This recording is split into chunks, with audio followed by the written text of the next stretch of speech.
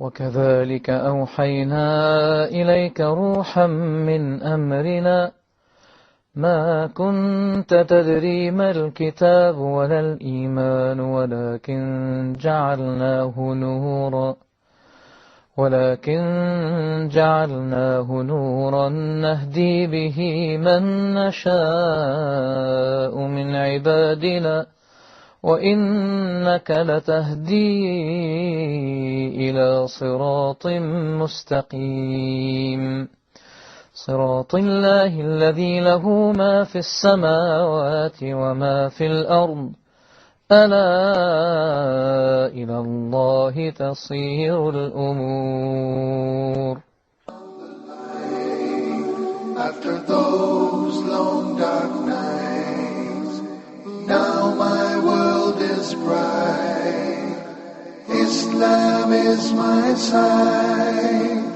Now I found the light. After those long dark nights, now my world is bright. Islam is my sight. Now my world is bright. Islam is my sight. To all our viewers around the world, Assalamu alaikum wa rahmatullahi wa barakatuh, and welcome to this week's edition of The Straight Path. I'm your host, Fuad Muhammad. Well, tonight on The Straight Path, we are privileged to have a very special person with us, one that was born into a Christian family, all the way from Texas, America. He is now one of the biggest da'is, calling everyone actually who he meets to the word, to the truth, to Al-Islam. Who's the special guy? Sheikh Yusuf Estes. Assalamu alaikum, Sheikh, and welcome to the show. How are you? Alhamdulillah. I'm kind of surprised to be here tonight. We've been working with Huda making these TV shows, and for you to invite me on this program tonight was kind of a surprise to me. I didn't know that... Really? Well, actually, we have something bigger than that for you. Really? You want to make some more shows, right? Actually, bigger than that, Sheikh. You know, we've been working on that one called, it's called Beauties of Islam. Mm-hmm. The one is called Ramadan Reminders, and then we got the one called the Muslim Mailbox. But actually, Sheikh, we didn't call you here to talk about the shows. No? No. We want to know how a Christian preacher became a Muslim. Everybody asks me this story. You sure you want to hear this? Again. Ever since 1991, so many people ask me this, I decided to put up a website on the internet that tells the story. Yeah, in the story on there, it's actually true. It's so true. But even now when I read it, I start crying. Because I remember how I used to be and how I am now. And I remember that man who helped me get to Islam. But I'm getting ahead of myself. If you want to know, I can tell you this story. It all started when my father told me that we're going to start doing business with a man who's from Egypt. Oh, really? I got excited. I said, okay, Egypt, that's the land of the pyramids and the Sphinx. You know, they call him Abu Hol. Yeah. And this is going to be like Nile River, and was that the Cleopatra? Yes. I said, I could just see business cards now with those pyramids on it, camels and all this kind of... And then my father, he says, and he's a Muslim. Muslim. I said, a what? He's Muslim? Oh. I was thinking, of all the things. I said, Dad, you know we can't do business with a Muslim? He said, why? I said, because my father knew these TV evangelists. Maybe you heard of some of them, like Jimmy Swaggart and Jerry Falwell and all these different guys. And he knew them. And the things that they said about Islam, the way that they used to put down Muslims in the Quran, and the horrible things that were being said. And by the way, not true, but I didn't know that. So I'm saying to my father, these guys are hijackers. They're kidnappers. They don't believe in God. They worship a black box in the desert. And they kiss the ground 5 times a day. So my daddy's saying, no, you got to meet this guy. He's really nice. We're going to do business with him. And I said, I'll meet him on one condition. He said, what is it? I said, we do it my way. He said, what's your way? I said, okay, I want to come from church. It's got to be on Sunday. And then what I'm going to do, I'm going to come to him. I'm going to stop and eat or nothing, directly to him. And I will have my cross. I used to wear a cross on my belt loop, about that big. Okay? And I had a Bible that I carry under my arm all the time. and I have a cap on my head, and across the top of the cap it says, Jesus is Lord. And that's the way I want to meet this guy. Well, my dad said, okay, Sunday it is. Okay. We had a store in the mall in a place called Grand Prairie, Texas. And so in the store, we go to meet him on Sunday, you know. Now, I was ready for this guy, and I imagined, what's this guy going to look like? You know, he's going to be wearing one of those long white robes, and he's going to have a big outer garment thing, what they call a bisht over that, and he's going to have a turban on his head, and he's going to have an eyebrow that goes all the way across from one side to the other, a huge bushy beard that he'll have, and a big sword that he's going to be carrying. I think I was looking for somebody that's a cross between Attila the Hun and the Ayatollah Khomeini. I had no idea. So when my father took me in, I was nervous, you know. Here, I'm going to meet this guy. Oh, he's going to be a Muslim. Oh, boy.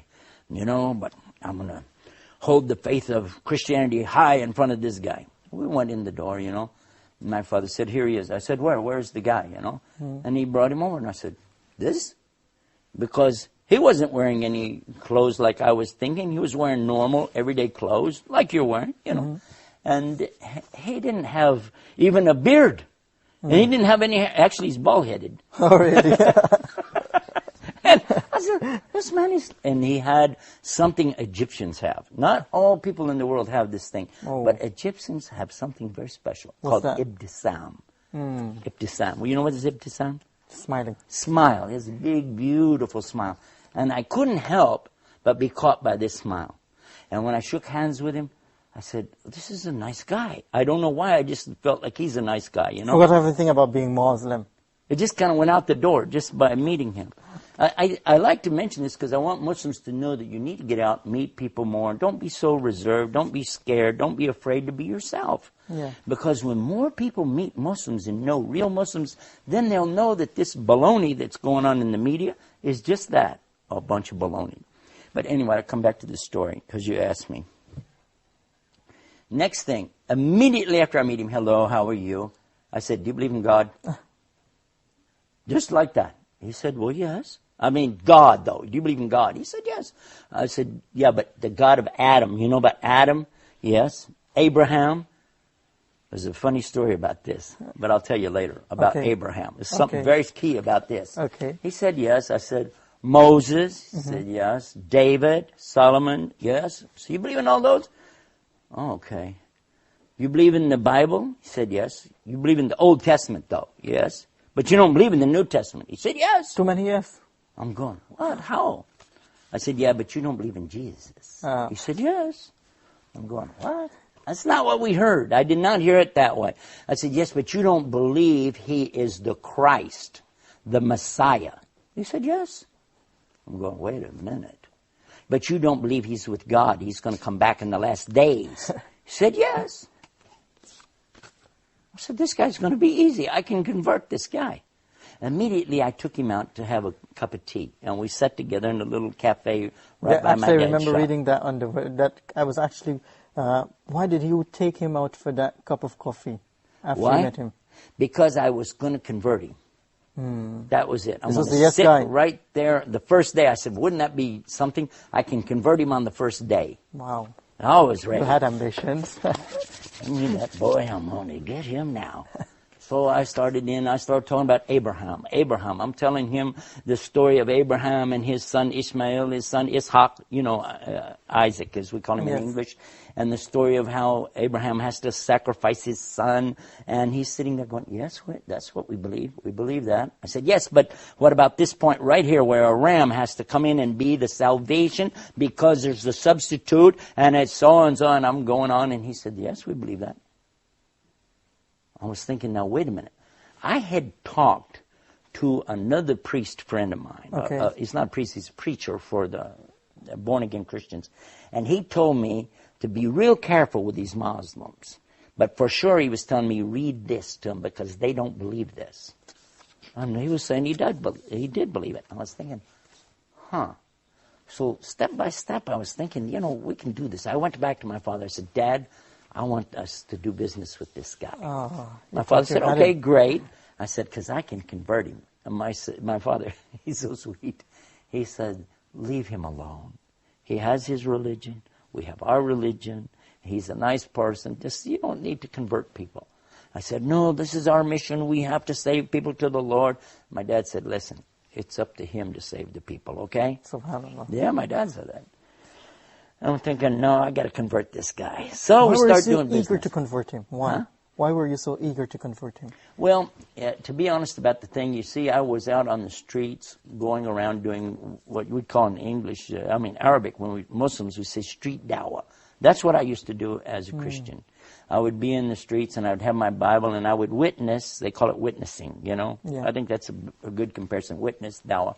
And I would go up to people like drug dealers or prostitutes in the street, anybody. I see them, they're downtrodden, poor, they don't have a home. If I have anything, if I have some money, I will give it to them. And, well, they're saying, oh, thank you, and give them some food, anything.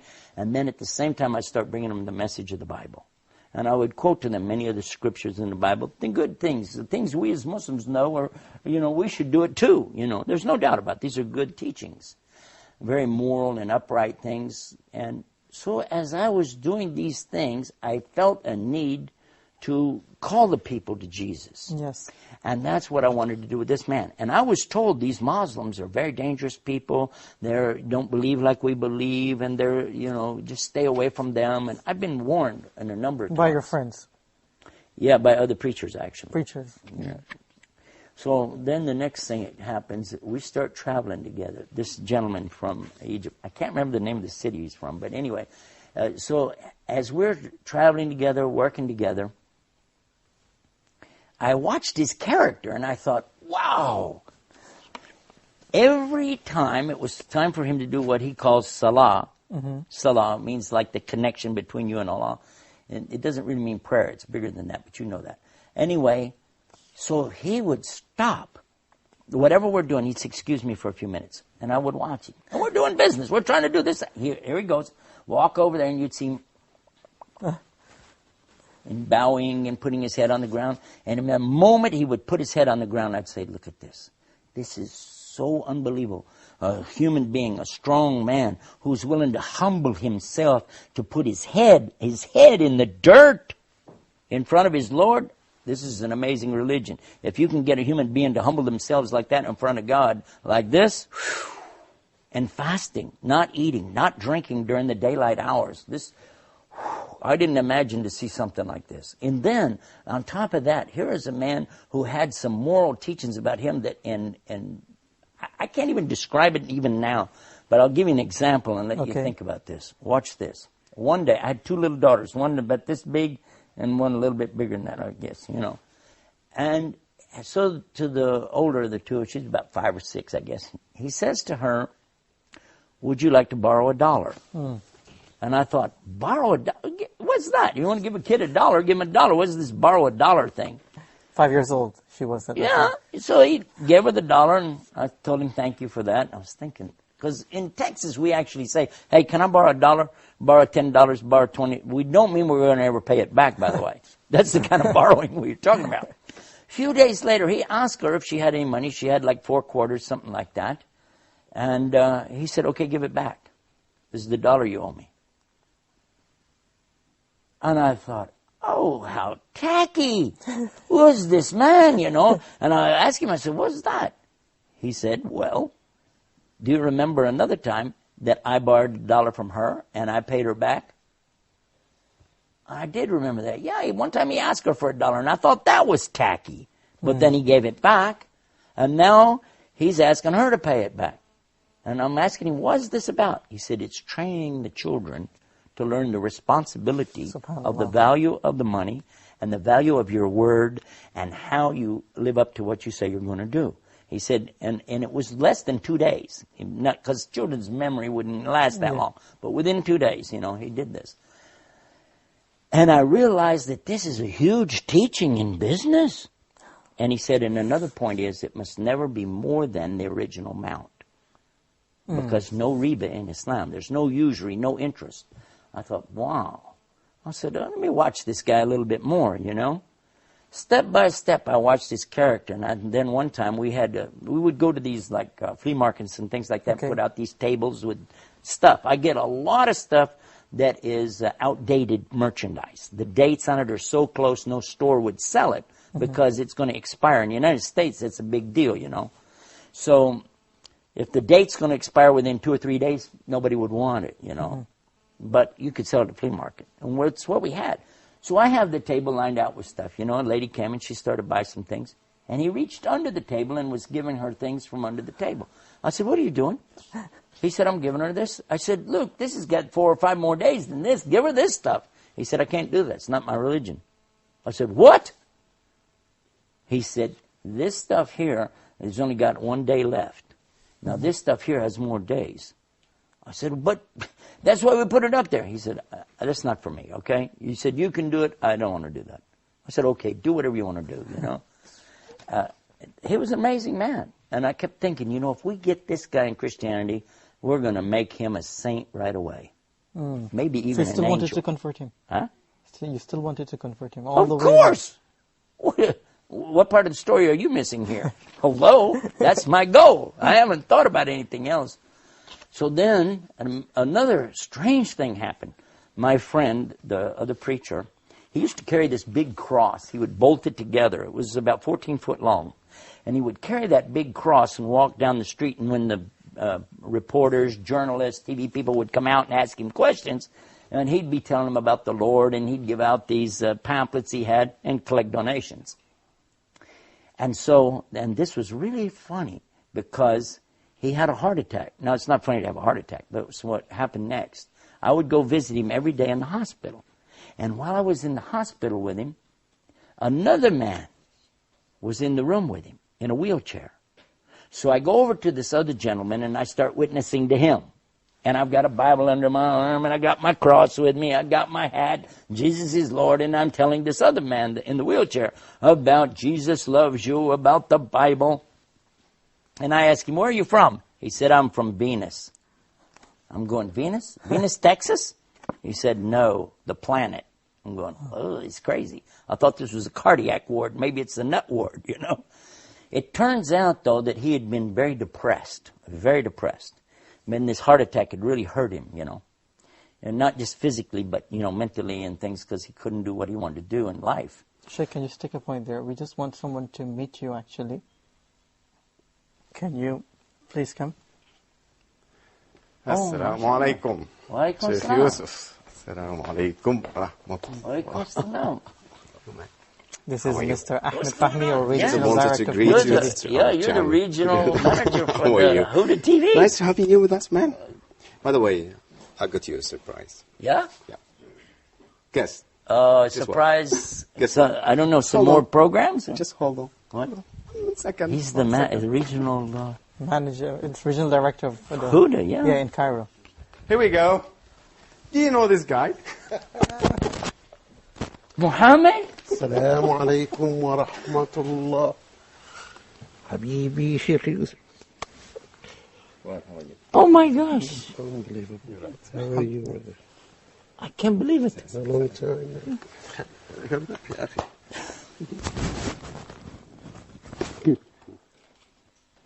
How are you, man?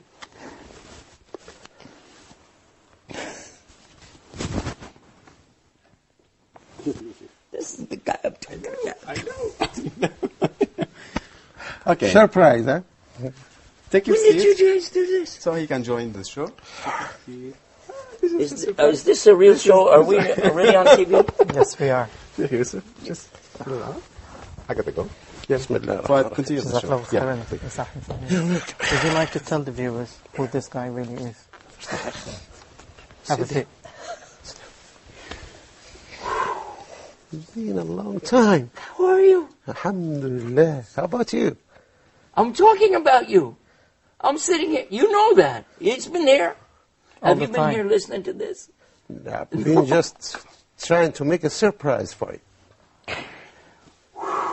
I know you were here I'm surprised. in Egypt. I'm surprised. For sure. Alhamdulillah. I'm glad to see you in a good health and talking about me too. Is this really, we're still broadcasting? This Yes, is- we are. Okay. All of this is on camera. Because otherwise for I the want to viewers. just take him and we're going to go out and... This is Muhammad Abdul Rahman. This is the man I'm telling you about. This is MashaAllah. Allah يحييك شيخ يوسف. this is the light for Islam to me. Allah يبارك فيك. Wallahi, I am so impressed of what I hear always about you and what I watch on the TV. May Allah reward you for your efforts and your strength in keeping your path like this for 17 years now. Every time I tell the story and I think about you, Allah يخليك شيخ يوسف. I thank Allah so much that He sent somebody like this man. Why? I don't want to talk about you in front of your face. This is embarrassing. No, I hear. But this man, if Allah would have sent anybody else, I would not have listened to them. Subhanallah. Why? Why? Because you remember I was just telling about the priest and the one in the wheelchair. I was just telling you the story. This man was in a wheelchair, and it turned out he was a Catholic priest. Okay. So when I was witnessing to him, he said, okay, I want to confess something to you. And I said, don't confess to me, I'm not a priest. I'm not even a Catholic. He said, I know that. I am a Catholic, I am a priest. Okay. And I was shocked. You remember? Yeah, I remember. Father Peter Jacobs. Peter Jacobs, yeah. I remember him very well, yeah. When he got out of the hospital, I asked him to come and live in the house with us. And in the meantime, we had brought Muhammad to live in the house with us. We had a big house out in the country. Okay. We called it the ranch. Okay. Yeah. And this You time you remember were the new in ranch? America. Midlothian, huh? This time you were new in America. Yeah, less than 1 year. Less than 1 year. Yeah. Sometimes he would say words, I didn't have a clue what he was saying, but he'd be smiling, I'd be going, yeah, I guess. You know, he was still getting his English together. Oh my God. You're Texan. Oh, and then what happened? Yeah, I was so, I don't know if I can remember what we're doing even here now. This is shocking me. Okay, you met the guy in the hospital. Oh, yeah. He said he's from Venus. Yeah, well, that's what happened. After I found out he was a Catholic priest, I realized that, you know, he didn't like me coming and preaching to him as a Protestant Christian, you know. Anyway, when he came to live with us, I was telling him about this guy is a Muslim living with us. Let's convert him. He's telling me, actually, as a Catholic priest, we had to study Islam. I know about Islam. I said, you do? He said, yes, it's a very important religion, and it has this and this. He's known the 5 points of Islam, you know, the pillars. Yes. Believing in Allah and His Messenger and performing the salah, the prayers, fasting Ramadan and paying zakah, the charity, and also making pilgrimage. He knew all about these things. So then we would sit around the table at night. Now here's what we do. Clear off the table after the food. And then nonchalantly, let's just discuss the Bible in front of our Muslim friend. So I bring out the Revised Standard Version of the Bible. My father brings out the King James Version of the Bible. A different version. My wife had, she had the Jimmy Swaggart's Good News for Modern Man. Sure. And then the Catholic priest has a totally different Bible. Because these books are all 66 books each, okay? But the Catholic version, which is much older, in fact, the Christian Protestant Bible comes from the Catholic Bible. But the Catholic Bible has 73 books. What happened to the other 7 books? Nobody knows. Anyway, here we are. We're talking about which book. No, my book. No. And my book says in it that the Malik James, the King James Version, is having grave defects. It needs to be retranslated. And my father's saying, no, this one, no, that one, so and so. And finally, I'm embarrassed because we're arguing in front of him. I said, okay, but just change the subject. How many versions of that Koran thing do you have? Yeah. Okay. Let's take the answer from him after we take this short break. Stay tuned, viewers, as we speak to Sheikh Yusuf Estes and the person who gave him Shahada, Brother Muhammad Abdul Rahman, after the break. Stay tuned. My world is bright. Islam is my sight. Oh, my world is bright. Islam is my sight. Assalamu alaikum wa rahmatullahi wa barakatuh, and welcome back to The Straight Path. We're talking to Sheikh Yusuf Estes and his journey to the straight path, along with the brother who gave him Shahada, Brother Muhammad Abdul Rahman. Welcome again to the show, Sheikh. مرحبا شيخ يوسف. So we were talking about 5 of you on Brother Muhammad. Yeah, I think probably we should let the people know. This is live, yeah? Of course. So you have call-ins, right? Yep. Okay, we should probably let the people know then that we're going to hold up any calls Okay. until after we complete this story. I think it's better. What do you think? Of course. I'm not trying to tell you how to run the show, but it just, you know.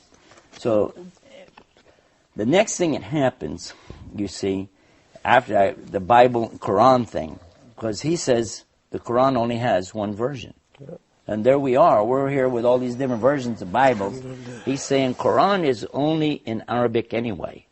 You can have all the versions you want in translation, and they're not Quran. None of us would ever consider somebody gives you a Islamic ruling from a translation of Yusuf Ali.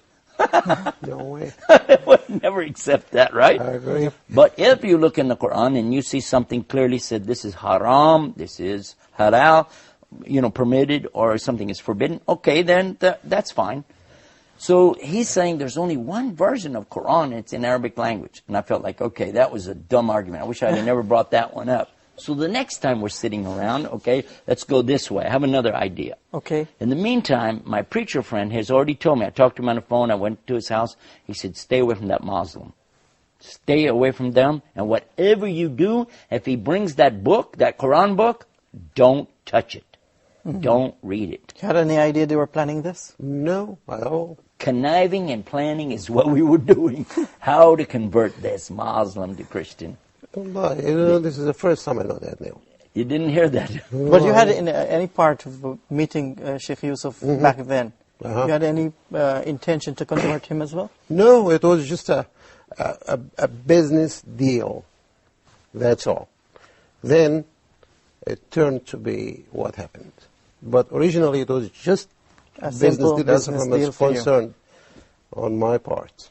Subhanallah. So now the next thing I was thinking about, okay, let's go another route. So we clear the table after another meal on another night. This time, let's talk about God. We believe in God, the real God, the God of Adam and Abraham. And he's going, yeah, just like he'd said before. And then he asked me, how do you explain Trinity? Because I said, God is one. And he said, this is what we believe. He said, and that's it. We don't have anything more than that. But you have a Trinity, so how do you explain it? So I had this idea. I'm going to explain. You remember the apple, tufah? Yeah. The apple has the skin on the outside. Yeah. It has the white meat inside, and inside of that are the seeds. Sure. So these 3 things make one apple. 3 things make one God. Father, Son, Holy Ghost. And then he said, how many seeds are in there? I remember. So next day, I'm back over talking to my preacher friend again. I said, the apple thing didn't work. He said, I told you stay away from these Muslims. They're going to hurt you. You're going to get a demon, son. You're going to get a demon, a shaitan, Yeah. So I said, no, come on, man. Give me another. He said, use the babe, egg. Tell him about, I said, okay, egg. So the next time I'm telling him, the egg, it has the white shell. Inside the shell is the white of the, and then inside of that is the yolk. Yeah. 3 things, 1 egg. Got him here. Got him. No, he said, what if it's a double yolk? When it has 2 yellows? Yes. You see an egg do that sometime? He said, does your God become 4? Ooh. And what if it's rotten? An egg could be rotten. Then you have a... Do you want a God that can be rotten? Of course not. Yeah. And you're comparing Allah to an egg, for crying out loud. This is an unbelievable thing. And so then it comes the subject of comparing God to a family. Like a man is a husband and a wife and a child. The 3 make one family. It's the family of God.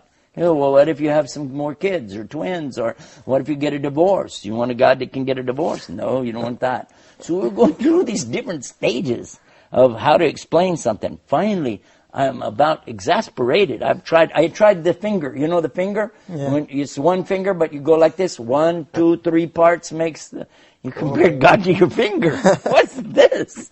SubhanAllah. Trying everything possible. Yeah, and then finally, the water. You've heard of the water one, right? Yeah. The water is like this. Water is 3 things. It is a liquid, it is a gas when it's a vapor, when it becomes steam, and also it's a solid when it freezes. 3 things, all in one. Except what? They can't be all 3 at the same time. Oh, yeah, that's right. Talking to a So now what geologist. will you do? How will you so finally I'm going to throw it back on him. I said, well, what do you guys say about it? And what did he read? Surah Ikhlas.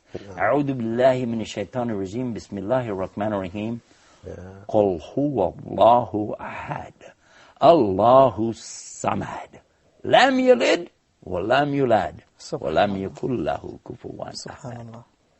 Now, the meaning, when he explained the meaning, this is what got me. But while he was saying it, we were in the car. Yes, I remember and that. you were reciting, and I told you, stop, read it again, say it again. You said, why? You don't know the Arabic. I said, no, something, it's beautiful. I don't know what you started said. crying. You don't know Arabic. I remember that. Many times I saw other people like me who they hear the Arabic in the Quran. They don't know Arabic, but they start to cry because it's Allah's speech. And when the heart is real and sincere, it recognizes Allah's speech. Subhanallah. It does. The heart does, yeah. It's not a joke. Now, if somebody's a non-believer, won't believe that anyway, so who cares? But if somebody believes, they will recognize this Quran, this speech of Allah. And I'll come back to this. So now, I'm perplexed. I'm stressed out over this thing. I can't convert this guy. In the meantime, he brings a Quran. That big, remember the big Yusuf Ali translation? Arlington Mosque, yes, sir. You got it from the mosque. Arlington Mosque, yeah. Yeah, and he brought it, and he set it on top of the counter in my dad's store. It was set up there. And I'd look at it, and he said, do you want, I said, no, that's okay, you know. And when he wasn't looking, you see, I went over and I looked at it, and I remember my friend's warning, don't read that book. So I said this little prayer in my heart before I touched it. Oh God, protect me from any evil while I read this book. Now, any Muslim knows that that's exactly what we always say anytime we go to the Quran. Every Muslim does that. A'udhu billahi minash shaitani rajim. I seek refuge with Allah from the cursed devil. And then we begin to read the book. Exactly. I didn't even know I was doing the right thing. I opened it up. And what I read? Surah Fatiha. Subhanallah. Anybody that knows Surah Fatiha, they knows this, how beautiful it is. It said, Bismillahir Rahmanir Rahim, Alhamdulillahi Rabbil Alameen, Ar-Rahmanir Rahim, Maliki Yawmiddin. Iyaka nabudu wa iyaka nasta'in. Ihdina siratal mustaqim, siratal ladina an'amta alayhim, ghayril maghdubi alayhim, waladhdallin. And this man sitting right here is the one who taught me how to recite that. I remember the first day. I remember the first day when you said, would you like to learn how to do this? And you were teaching us Bismi, Bismi, Bismi. And we were saying Basmi? No, Bismi. Bosmi? No, Bismi, Bismi, Bismillah. Bismillah, Bismillah, Bismillah. And finally we got Bismillahir Rahmanir Rahim. I said, wow, that's good. He said, no, that's just the first part. But it said Bismillahir Rahmanir Rahim. Alhamdulillah Rabbil Alameen. It took us like 2 days to get that. Wow. Yeah, I remember that. But we were so excited by hundreds of times until in Arabic, and he's it takes, you know. Careful now. Don't mess with Texas. No, I'm not messing with it. Because I am one of them, so I can mess with them. The next thing that happens, though, the Catholic priest, he asked Muhammad, can I go to your church? Meaning the masjid. He went with you. You remember that? Yep. And they were having all this business going on, and so-and-so in the mosque at that time. The Muslims are the biggest enemy to Islam in America. But that's another story. Very tough period, yeah. Yeah. So when you brought Peter back, Father Peter Jacobs, when he came back to the house, do you know what we did? My wife and I took him aside and we said, what did they do in there? Did they slaughter any animals? Did they make any bombs? What were they doing? He said, no, they came and they stood, and they were bowing, prostrating on the ground, sitting, and then they left. I said, that's it? He said, that's it. Salatul Subh. They just came and prayed and left. That was it. So I said, And all this time you had no idea? That they are doing something in my, behind me. but in the same time I started feeling motivated to explain Islam to these guys. They had so many questions. Okay. So that meant something to me. Okay, so you're starting now. It's not just a business deal now. I give it more. No, it's not only a business, just business anymore. It became just something else together with the business. What was the point changing that intention that you really wanted to tell them about Islam? Well, every time we want to just close that file of religious debates and comparisons and all this stuff, which sometimes never ends and might create problems and difficulties and hardships, even amongst the good people if they are ignorant. But I notice that these people are not ignorant. They have a lot of knowledge in the area of religions. Mm-hmm. So actually it became a matter of the picture of Islam in their eyes. They're talking so much about it. And then I had to just start getting them the right picture. SubhanAllah. And just become clear. MashaAllah, you did an conscious. excellent job. Allah is khair. So, okay, go ahead, sir. Well, I was just thinking that when we took that priest aside and we were asking him, what do they do, what do they do? And he was telling me nothing, they just prayed. And I said, what kind of music did they have? And he said, they didn't have any music. I said, like, remember, I'm a music minister. That's my job in the church. I said, how can you worship God without music? So I didn't know anything about Islam. Really, I didn't. I thought I knew something. I didn't know anything. But then, you know, we started all thinking and asking. As he said, we asked a lot of questions, and we weren't trying to debate anymore. We were just trying to learn. What does Islam say about this? What does it say about a man and a woman's relationships? What does it say about fathers and sons and daughters? Adoption. Once they said that they had an adoption story. So many things. But then the Catholic priest asked you again to go the next week. Right. Yeah. This time they didn't come home until very late at night. And when they came home, here the priest, he got out of the car. You got out. I recognized you right away. But who is this guy with you? Because he was wearing a long white dress. He had a pillbox cap on his head. I said, what did you do? Did you become a Muslim? And he said, Ashhadu an la ilaha illallah, Ashhadu Muhammad Rasulullah. So look at this. A Catholic priest becomes a Muslim. Now here I am telling my wife about this at night. We were just about to go to bed. I was all excited. I was, and I'm telling her, look, this Catholic priest became a Muslim. What are you thinking about Allah, the Quran, so and so? She said, I want a divorce. I said, huh? She said, I want a divorce. I said, why? She said, a Muslim can't be married to a Christian. I want a divorce. I said, wait a minute. Whoa, I didn't say I want to be a Muslim. I will never be a Muslim. No. Don't worry about a divorce. Besides, Muhammad told us a Muslim woman can't be married to a Christian man. Yes. But if I became a Muslim, we could still be married. It's the Muslim woman that can't be married to the Christian man. Mm-hmm. She said, that's exactly what I'm talking about. I want to be a Muslim. I said, what? I wasn't ready for that.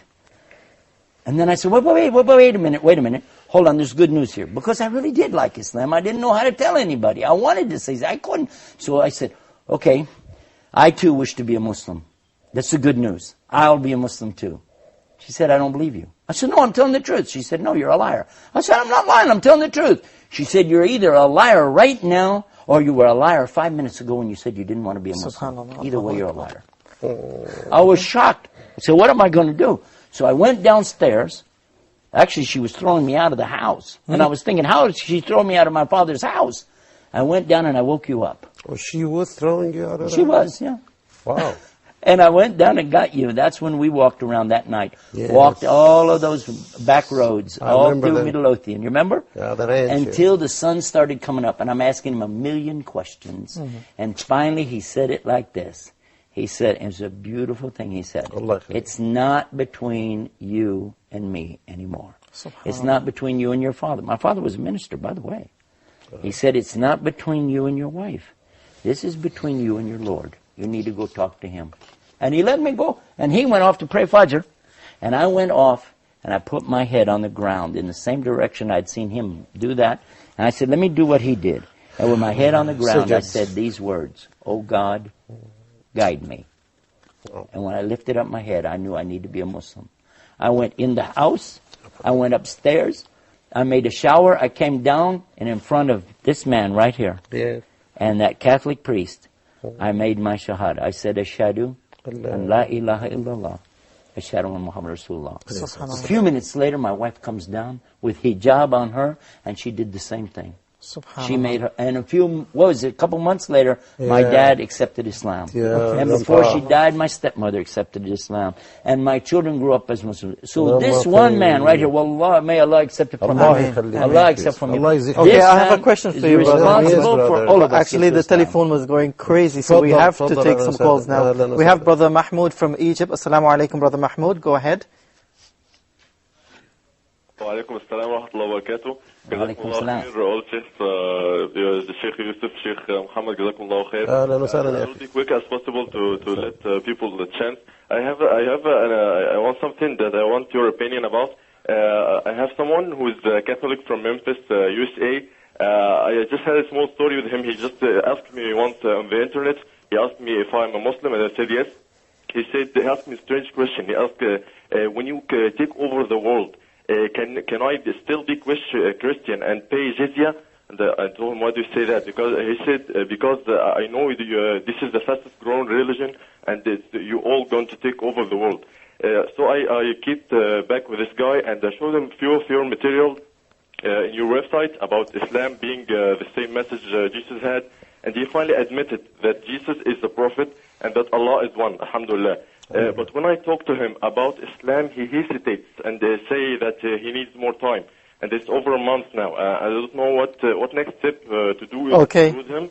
And so if you may give Okay, got the advice. point, Brother Mahmoud. That was Brother Mahmoud from Egypt. Just before we take his question, when he and his wife took Shahada in front of you, what was that feeling like? I was expecting it. You were?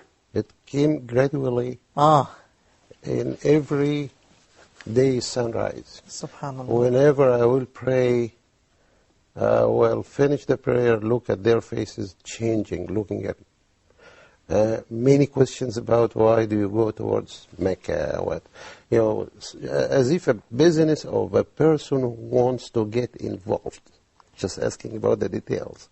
I'm saying that for the first time in front of you, but that I had my own feelings as well. I didn't know that. My impressions, yes, I'm saying that for the first time. But I noticed for a period of time before you take Shahada, that thing was going to happen. You did? Yes, sir. One time I Increasing caught this daily man basis. in the night. I caught him in the night, and I saw him praying, so I asked him the next day, because I came downstairs for something. So next day I asked him, I said, I thought you guys only pray 5 times a day. He said, yeah. I said, okay, but you were praying in the middle of the night. This man, I'm sorry to expose this to the people. Sorry. But he's doing the Qiyamul Layl. And then later I find that this is how, if you want to see, I'm going to give the advice to our brother who I just asked, Mahmoud just asked the question, and the answer is, if you really want to see people enter Islam, you sacrifice to Allah by what? Give dawah in the day, but give dua in the night. Get up and cry to Allah. Oh Allah, guide these people. Allah, guide these people. Allah, you're the only one that guides. Guide them. And wallah, this man, wallah, I love you so much. Okay, we have another telephone call, Sheikh. Brother Fasir from KSA. Assalamu alaikum. Assalamu alaikum, Sheikh Assis. Wa alaikum salam.